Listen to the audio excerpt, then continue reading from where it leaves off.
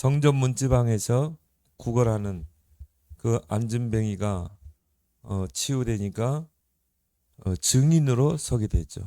그래서 오늘 10절에 그를 보고 심히 놀라게 여기며 놀라니라. 바로 치유입니다. 그래서 우리가 5가지 치유 목회를 하라.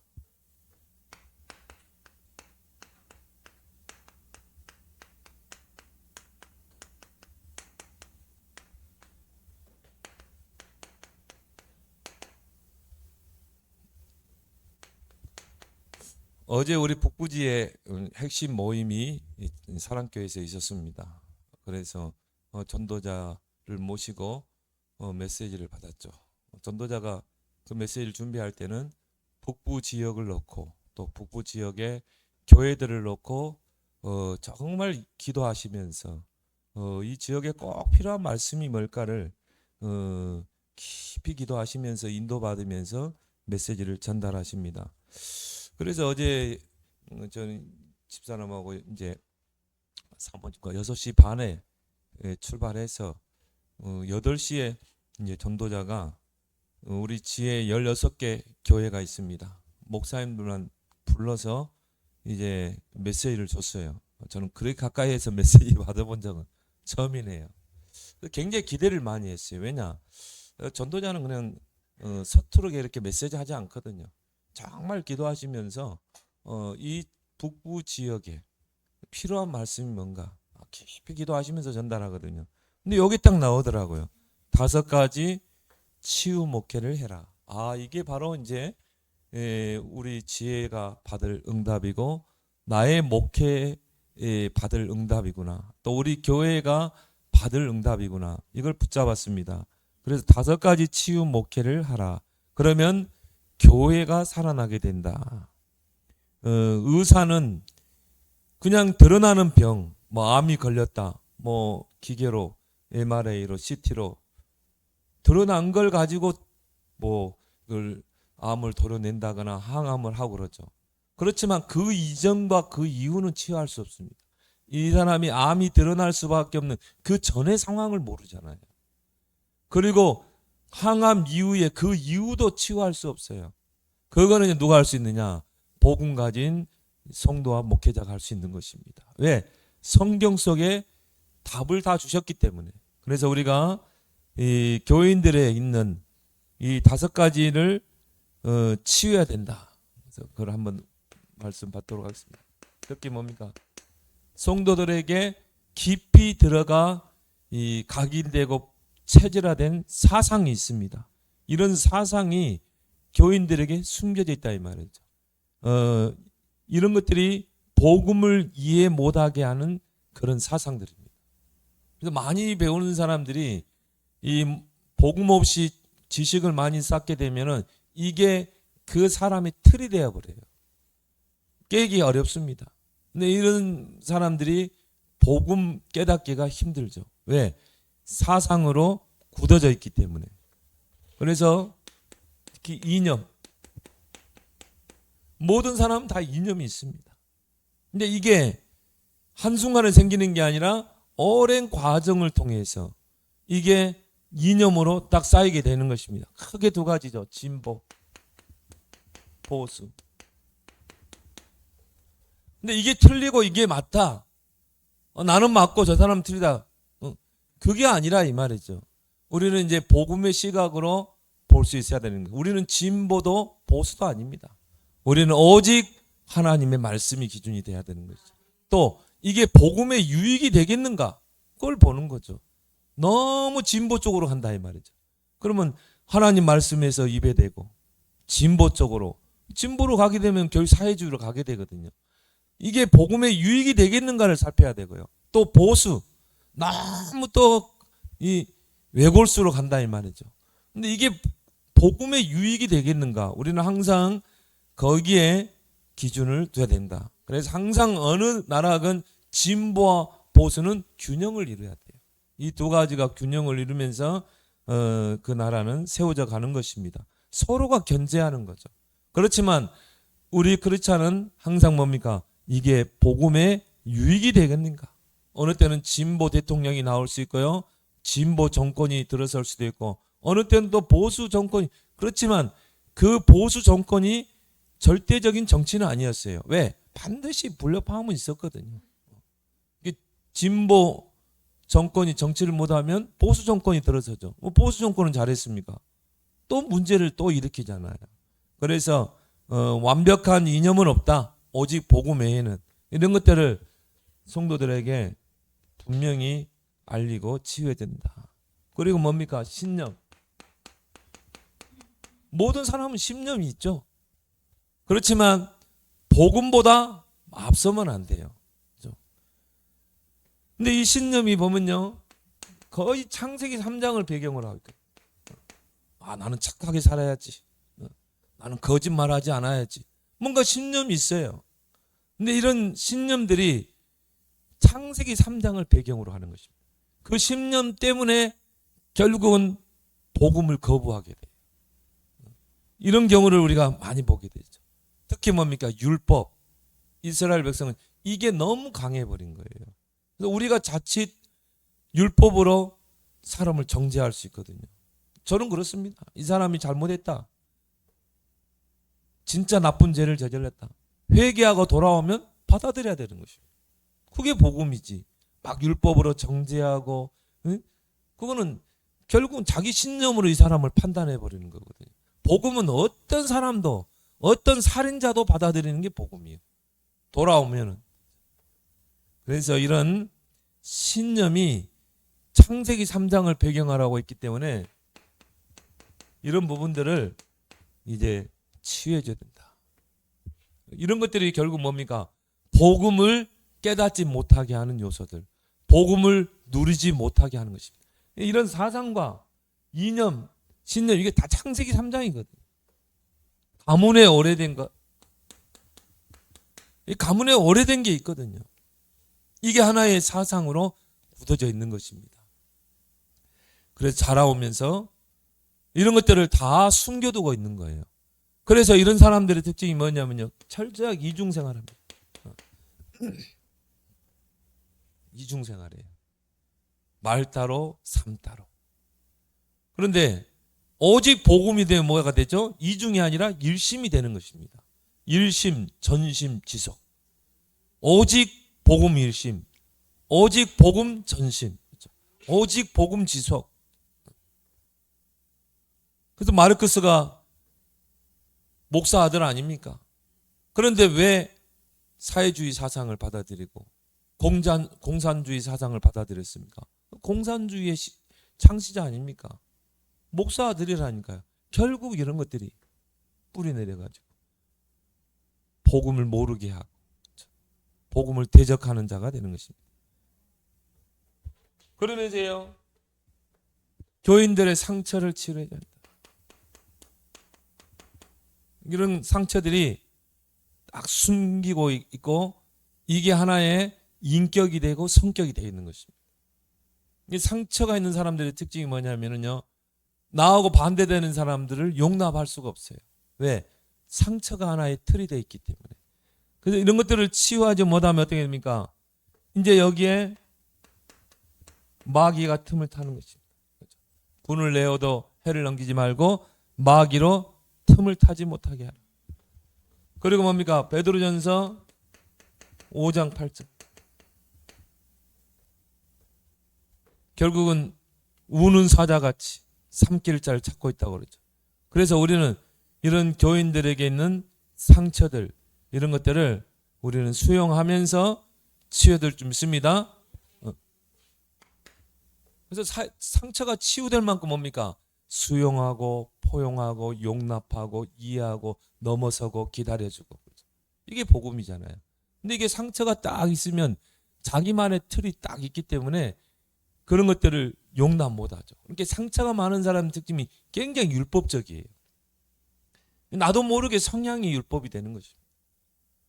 근데 상처가 치유된 만큼 복음이 되죠. 다 수용하고 괜찮아. 다 뛰어넘게 되면 괜찮아.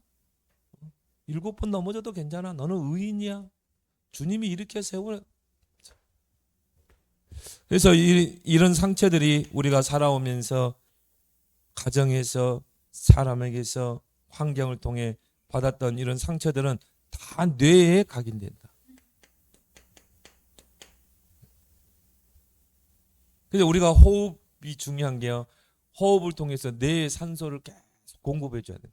그래서 치유해야 돼요. 이게 결국 뭡니까? 영혼에 뿌리 내리는 것이에요. 그래서 영혼의 자리를 딱 잡게 되는 것입니다. 이게 오랫동안 뇌에 각인되고 영혼이 뿌리 내린 상태에서 이제 자라는 것입니다. 커가는 것입니다. 그러다가 어느 순간에 결정적인 순간에 딱 드러나 버리죠. 이게 전혀 이상할 것도 없어요. 뭐 결혼했을 때, 가정을 이뤘을 때, 막 자녀를 출산했을 때, 막 이때 이제 막 마음의 병, 우울증, 뭐 이런 거, 분열증, 정신 문제, 공황증. 그러니까 이게 이미 오래된 거라니까요. 오래전에 뇌에 각인되고 영혼에 뿌리 내려서 이게 정착하고 있었던 것입니다. 감춰지고 숨겨져 있다 뿐이지. 이제 이런 것들이 어느 날 드러나는 거예요. 어느 날 이 사람이 저 사람 왜 저리? 아니에요. 이미 오래된 거라니까요. 이게 몸으로, 육신으로 뭐 암이 걸린다거나 질병이 온다거나, 그죠? 그게 의사는 그것만 본다니까요. 그러니까 의사는 결론적으로 근본을 치유할 수 없는 것입니다. 복음 가진 자만 치유할 수 있는 것입니다. 그래서 이런 상처들이 걸림돌이 될 수 있고, 근데 이것 때문에 막 가정이 풍파가 일어나고 교회가 막 문제가 일어나고, 그러니까 막 장로교 보세요. 막 서로 싸우고 막 목사 쫓아내고 또 쪼개지고, 이게 다 숨겨 있어요. 그러니까 마음에 분, 미움, 질투, 이런 것들이 이걸 가지고 교회에 와 있는 것입니다. 그래가지고는 이게 숨겨져 있으니까요. 막 일 잘하거든. 이런 사람 특징이 뭐냐? 보상 심리가 있어요. 내가 뭔가 상처했다. 보상 심리. 열심히 하죠. 막 열심히 하니까 복음 없이 이건 다 숨겨두고. 그러니까 막 교회에서 일 잘하고 막 헌금 잘하고 헌신 잘하니까 막 집사로 세우고 안수 집사 세우고 장로 권사로 세워놓으니까 이제 드러나는 것입니다. 사단이 가만히 두겠습니까? 틈을 타고 있다가 우는 사가. 그러면 막 교회 안에서 막 싸우고 뭐 누구파 해가지고 아볼로파, 게바파, 뭐 그리스도파, 예수파 해가지고요. 마음이 안 맞으니까. 그러니까 어떻게 돼요? 뭐 딴 살림 차리고 뭐 떨어 나가가지고 뭐 교회 세우고 장로교가 100개가 넘는 거예요. 그래서 우리만이라도 진짜 복음 가지고 세계 복음화 하자 해서 나온 거예요. 우리가 누명 쓰고 나온 겁니다. 그래서 우리는 중직자 대학원을 하는 것입니다. 중직자들이 먼저 복음으로 먼저 치유돼야 된다. 그리고 교회를 세워 나가야 된다는 거예요. 그러니까 결국은 뭡니까? 걸림돌이냐 디딤돌이냐.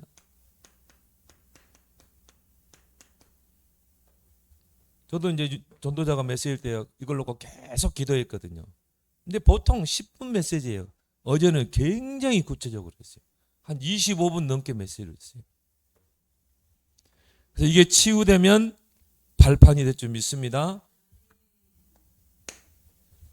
그래서 상처를 치유해라. 또 렘넌트들 치유해야 된다. 렘넌트 때의 시기는 뭡니까? 굉장히 예민한 때입니다. 쉽게 상처를 받을 때입니다. 근데 이때 복음으로 뛰어넘어 버리면 훌륭한 요셉과 같은 인물이 되는 거예요. 근데 다윗도 그렇고 요셉도 그렇고 이 렘넌트 시기 때 많은 어려움을 당하고 형들에 의해서 이 노예로 팔려가고 사울왕에게 시달리고 그랬거든요. 그래서 가정에서 특히 가정에서 오는 그런 모든 상처들, 요셉 보세요. 막 배다른 형들이 미워하고 시기하고 질투하고 죽이려고 하고,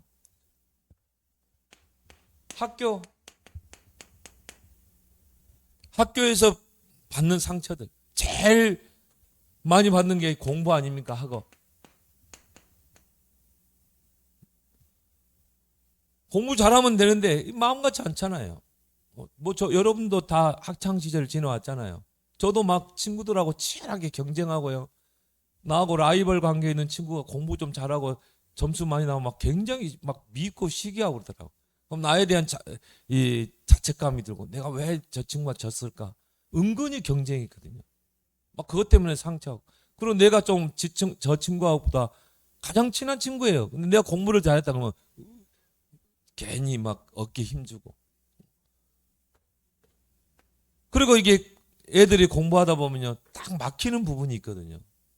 근데 이때 잘해줘야 돼요. 특히 수학 같은 경우. 이런 막힐 때 빨리 이걸 풀어줘야 돼요. 뚫어줘야 돼요. 안 그러면 이게 뭡니까? 학업의 부담으로 쌓이게 되는 것입니다. 그렇게 해서 포기해버린 애들이 많아요. 이런 부분들을 우리가 부모들이 또 교회에서 이런 부분들을 잘 지도해 줘야 된다. 애들 말 안 하거든요. 엄마 나 수학에 지금 막혀 있어. 근데 수학이라는 거는 막힐 때가 있어요. 중간중간에. 그 부분만 풀어내면 또 다음 단계로 가게 되거든요. 근데 이런 부분을 학원에서 해주냐? 안 해주거든요. 학원에는 그냥 모아가지고 끌고 가잖아요. 이런 것들을 자녀들이 부모와 상담하냐? 전혀 안 하거든요. 근데 이런 부분에서 또 애들이 눌리고 열등의식에 빠지는 게 되는 거죠. 특히 교회 안에서. 그래서 이 렘넌트들이 이런 것 때문에 상처를 받고 결국은 뭡니까? 서서히 교회에서 발을 떼게 되는 것입니다. 세상으로. 그래서 이런 것들 다 발판으로 삼다. 우리가 금토일 시대를 여는 이유가 그거죠. 금토일 시대를 통해서요. 금요일 날은 애들과 함께 찬양도 하고 은혜의 시간도 들어가면서 애들이 자기의 속에 있는 것을 끄집어내도록 해야 돼요. 그게 쉽지 않잖아요.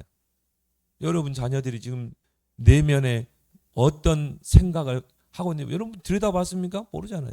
근데 금요일 같은 때 불러 모아서 찬양도 하고 같이 기도회도 하고 하면서요.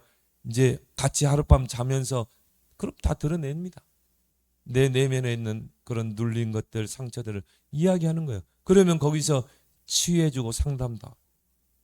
토요일 날에는 메시지로 은혜 받고 주일 날에는 예배를 통해 답을 얻도록. 그래서 금토일 시대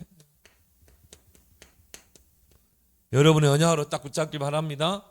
금토일 시대 안 하면 결국은 3단체 다 뺏기게 돼 있다. 우리 자녀들은. 네필 문화, 바벨탑 문화.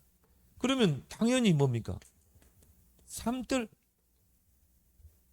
세 가지 뜰이 있는. 그래서 이제 교회의 앞으로 방향은 뭡니까? 세 가지 방향. 다민족 복음화, 237에 올 수 있는 다민족 복음화.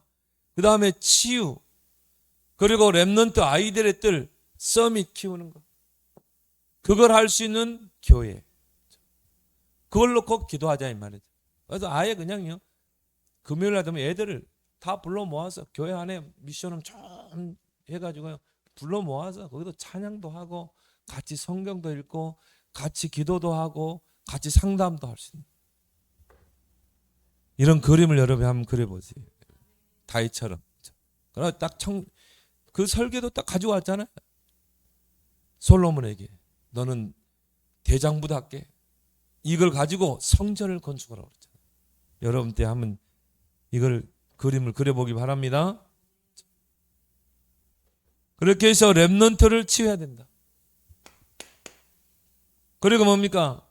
TCK를 치유하라. 제3의 문화권에 있는 뭐 우리 주변에는 이런 TCK들이 많이 없지만요. 이런 또 이제 앞으로는 다민족 시대가 오게 될 것이다. 이들의 배경을 치유해야 된다. 어제 그런 이야기더라. 우리 민족이 배달의 민족이다. 그 틀린 거다. 우리 대한민국은요. 하나님께서 원래 창조할 때 한민족으로 창조했어요. 다 아담의 후손 아닙니까? 아담의 후손이기 때문에 다 이 지구의 모든 사람은요. 다 한 혈통이에요. 한민족입니다. 무슨 우리나라만 배달면 됩니다. 저출산 지금 문제 심각하잖아요. 저출산 문제를 해결하는 간단한 방법이 뭐냐? 문을 열어버리는 거예요. 전 세계 다민족이 몰려들도록. 그렇게 해야 되는 것입니다. 그러면 거기에 이제 TCK들이 있잖아요. 우리 주변에도요, 그런 국제 결혼하는 사람 많습니다. 안산 같은 그런 데는 한 학교가 거의 80%가 다민족 TCK. 그런 학교들이 이제 점점 늘어나게 됩니다. 그래서 그들이 거기 오기 전에 그 배경 있잖아요. 노예, 포로. 대부분 뭡니까? 가난한 나라에서 오지 않습니까? 그래서 뭔가 먹고 살기 위해서 뭔가 옛날에 아메리카 드림 같은 미국으로 왜? 가난하니까, 어려우니까. 똑같아요. 대한민국이란 나라에 가면은 그 나라에서 받는 월급의 몇 배를, 5배, 10배를 받으니까. 그렇죠? 이런 것들이 다 배경에 있는 것이죠. 근데 성경에 보니까 렘넌트 7명이 다 TCK 있어요. 부모 따라서 바빌론으로, 부모 따라서 아수르로, 또 애굽으로. 특히 요셉 같은 경우. 그래서 배경을 치료해줘야 된다. 그들의 근성을 치유해야 된다. 구걸하는 거예요. 그리고 뭔가 노예 근성. 그래서 우리도 단체에서 많은 그런 TCK들을 막 후원하고 있는데, 그래가지고 외국 데려왔는데요, 갑자기 없어지고 그런 일들이 많아요. 근데 그 중에 100명 중에 1명이요 딱 깨닫더라고요. 나는 돈 벌러 온 게 아니다. 나는 정말 우리 민족을 살리기 위해서 나는 이 나라에 온 거다. 그러고 훈련 받아가지고 그 나라를 다시 살리러 가는 사람이 있잖아요. 그렇게 이제 교회가 치유된다는 거예요. 그러면 이런 TCK들이 올 수 있는 그런 삶들이 필요하다. 그게 뭡니까? 237. 237에 와서 예배 드릴 수 있는, 제자로 세워질 수 있는. 그리고 이거는 뭐 우리가 선택사항이 아니라 절대적인 것이죠. 왜? 앞으로 하나님의 계획은 대한민국에 있기 때문에, 한국 교회에 있기 때문에. 그래서 그들이 치유되면 TCK들은요 굉장히 유리해요. 왜 그렇습니까? 언어, 스리랑카에서 왔다. 뭐 스리랑카 언어를 너무 잘하잖아요. 그리고 뭡니까? 문화도 잘 이해하죠. 그래서 제자로 세워서 파송하게 되면요 그 나라를 살리게 됩니다. 또 뭡니까? 복음을 가장 잘 적용할 수 있어요. 그래서 이렇게 복음으로 세우게 되면 이런 어려운 현실에 속지 않게 된다. 그러면서 이제 질병 시대죠. 앞으로 이런 질병들, 우리 목사님들, 사모님도 비켜나갈 수 없어요. 그래서 뭐 우리 노예 안에도 지금 암으로 수술하고 항암 치료받는 분들이요 점점 늘어나고 있어요. 지금 시대가 그렇습니다. 그래서 이제 질병 치유의 모든 목회의 방향과 그리고 교회의 방향을 맞춰야 한다. 그러잖아요. 결국은 세 가지들이 뭡니까? 237 치유, 서밋. 이게 목회의 방향이요 앞으로 교회의 방향이 되고, 이 세 가지를 할 수 있는 건물과 조직과 시스템이 준비됩니다. 그럼 결국은 치유 아닙니까? 앞으로 이제 이런 영적인 문제, 정신 문제, 육신의 질병 점점 많아집니다. 그래서 저는 이 메시지를 딱 들으면서요, 정말 우리 김소원 권사님이 딱 생각나더라고요. 그래서 홍천에 그 좋은데, 근데 한번 꼭 가봐야 되겠다. 한 번도 못 가거든요. 왜? 이제 앞으로 힐링하우스 해야 되니까. 힐링하우스. 야, 이때를 위해서 하영이 아빠가 거기다 땅 사놓고 집도 사놓고 앞에다가 막 토마토도 막 심어놓고 뭐 피아노까지 다 갖다 놨대. 음향 시스템만 딱 있으면 딱 좋겠다. 강대성 하나 조그만 거 해가지고 거기서 숙식하면서 치유하면서. 야, 정말 우리 하영이 아빠가 변화되면 치유 사역에 큰 문이 열리겠다. 그래서 이 치유 사역은요, 교회 안에서 못합니다. 그런 공기 좋은데, 그런데 가서 정말 힐링하면서 또 뭡니까? 호흡도 하고. 공기 얼마나 좋습니까? 호흡도 하고 운동도 하고 거기서 말씀도 받고. 여기서 만약 떠들고 있다 하면 막 친구 들어오고 난리예요. 거기는 막 찬양하고 뭐 해도, 그죠? 주변에 집 같은 거 별로 없잖아요. 막 찬양하고 해도. 그래서 치유해야 된다.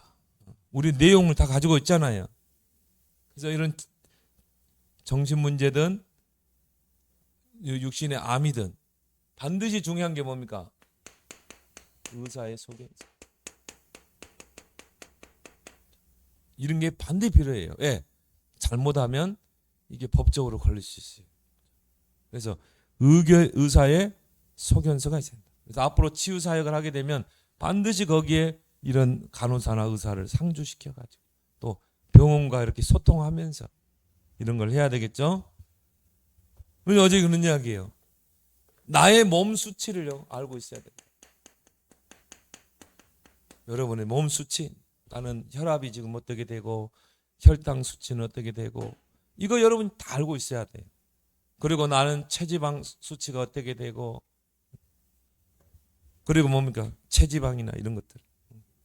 제가 지금 오늘 아침에 72.4kg까지 빠졌더라고요. 근데 너무 좋은 게 뭐냐면요, 너무 몸이 가벼우니까 좋아요. 뭐 허리도 안 아프고 어깨는 뭉치도 않고. 진직 뺄 건데 그랬네. 왜? 지금 내가 수치가 높거든요. 한번 이렇게 경고를 받아야 되는 것 같아요. 안 받고 해야 되는데 아마 이제 수치가 많이 줄어들었겠죠. 그래서 나의 몸 수치를 알고 있어야 된다. 그래서 의사의 소견서를 가지고 해야 된다. 치유사역을. 그래서 음식 이제 아무렇게 먹으면 안 된다. 나이가 들수록 뭡니까? 옛날로 돌아가라는 말이 있죠. 옛날에 우리가 먹었던 거, 그걸 먹어야 돼요.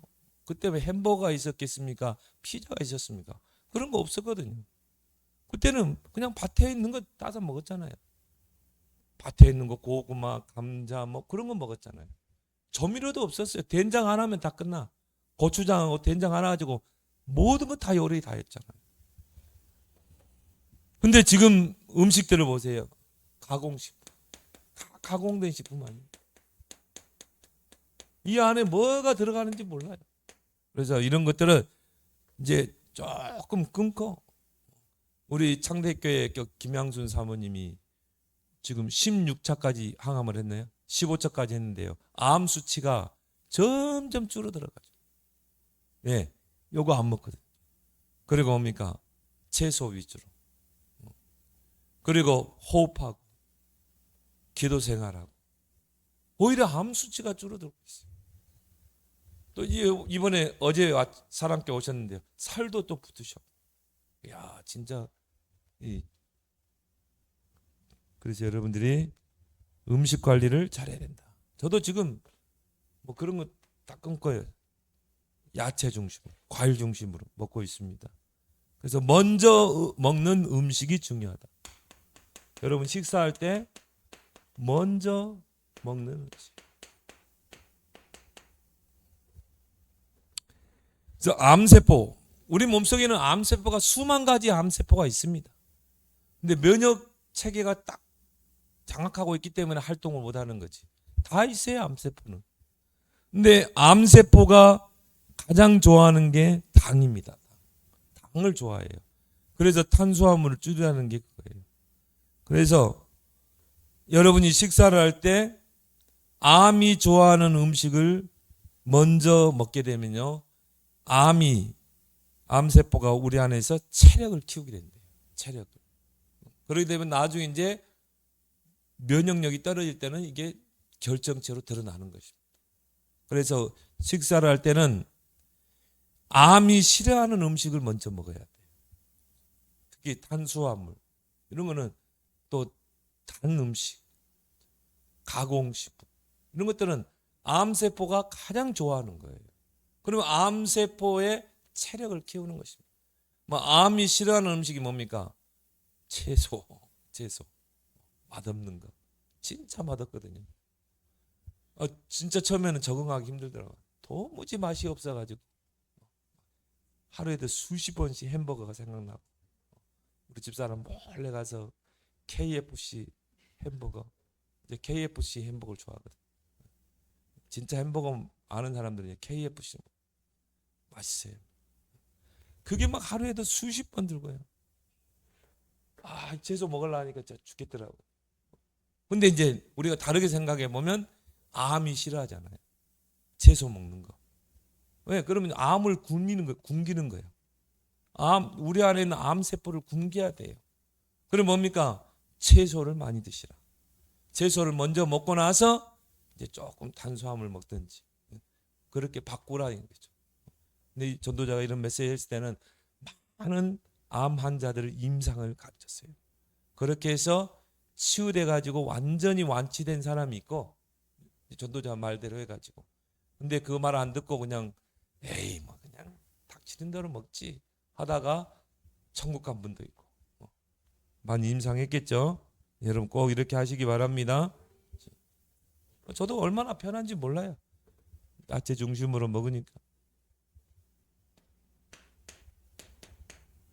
운동 필수죠. 그래서 호흡을 잘할 수 있는 운동을 해라. 그래서 우리 안에 호흡 근육이 있습니다. 이게 쪼그라들면 문제가 되는 거예요. 섬유화된다 그러죠. 폐가 섬유화됩니다. 그래서 여러분이 막 유산소 운동을 하는 이유가 뭡니까? 복식호흡을 하는 이유가 뭐냐면요, 폐의 근육을 키워야 되는 것이죠. 호흡의 근육. 그래 안 하면 이제 나이 들수록 호흡이 짧아지고 가파지고.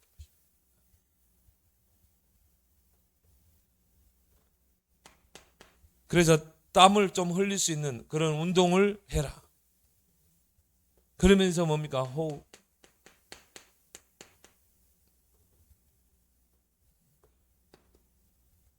여러분이 하루에 10분이라도요. 특히 아침에 좋아요. 아침에 길게 한 10번만 해보세요.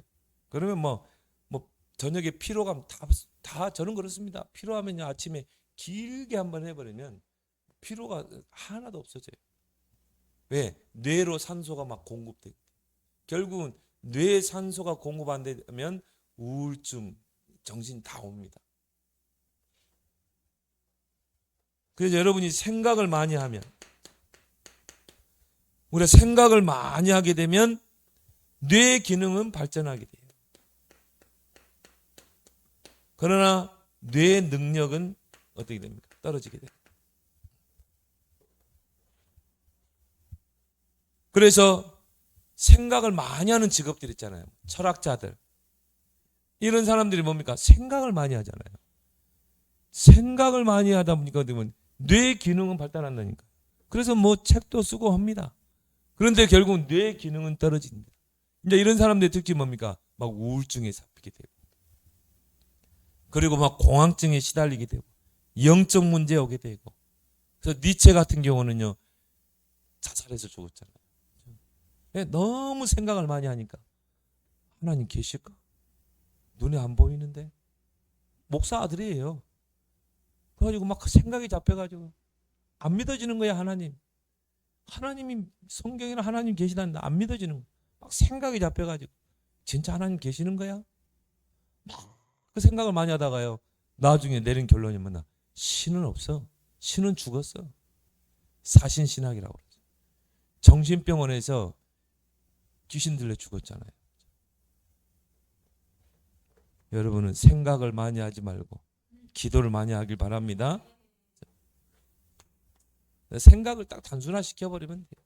여러분 문제 있다, 어려움 만난다, 문제 아니다, 딱 끝내버려야지. 뭐 그거 가지고 고민하고 뭐 생각하고 그러면요 문제 해결됩니까 그게? 그래서 여러분이 호흡,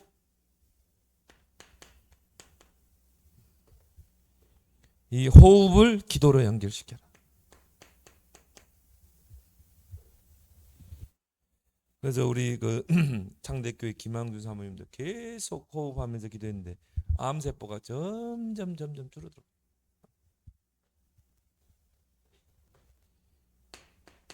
그리고 뭡니까? 기도, 하나님과의 영적인 소통. 전도자는 그런 이야기예요. 소리 내어서 기도해라. 그래서 우리 제9시 기도 시간에 우리가 소리 내서 기도하잖아요. 그게 굉장히 중요합니다. 그리고 삶 집중, 아침, 낮, 밤에 여러분이 하나님께 부르짖는 그런 시간을 꼭 가길 바랍니다. 그러세요. 결론적으로 뭡니까?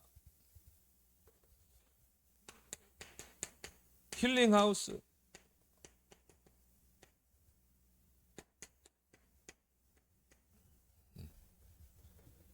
교인들 집 아니면 공기 좋은데 힐링하우스를 세워라. 이제 이들을 치유해야 된다. 또 랩런트들 불러가지고 치유하고, 그리고 상처 있는 사람들 치유하고, 정말 TCK들 치유하고, 질병 속에 있는 사람들을 치료하는 힐링하우스. 그래서 한 사람을 치유하게 되면 계속 연결돼. 한 사람이 제대로 치유되면 계속 연결되어 올 것이다. 핵폭탄이 일어날 것이다. 이걸 가지고 계속 편집해라. 결국은 답은 어디 있습니까? 말씀. 계속 설계해라. 어떻게 치유를 할 것인가? 기도로. 그거를 디자인해라. 현장에서 직접 치유 사역하면서. 우리 교회가 정말 이 5가지 치유를 통해서 전도의 큰 문을 여는 기도 제목을 여러분 붙잡길 바랍니다. 오늘 주신 말씀 붙잡고 이번 북부지에 우리 목회자들에게 주신 이 방향입니다. 우리 교회가 이 5가지를 치유해서 또 치유를 통한 전도의 큰 문을 열고 부흥의 역사를 이루고, 또 이 치유할 수 있는 3가지 뜰 언약으로 붙잡고 도전하게 해달라고, 빛의 경제로 도전하게 해달라고 우리 함께 기도합니다.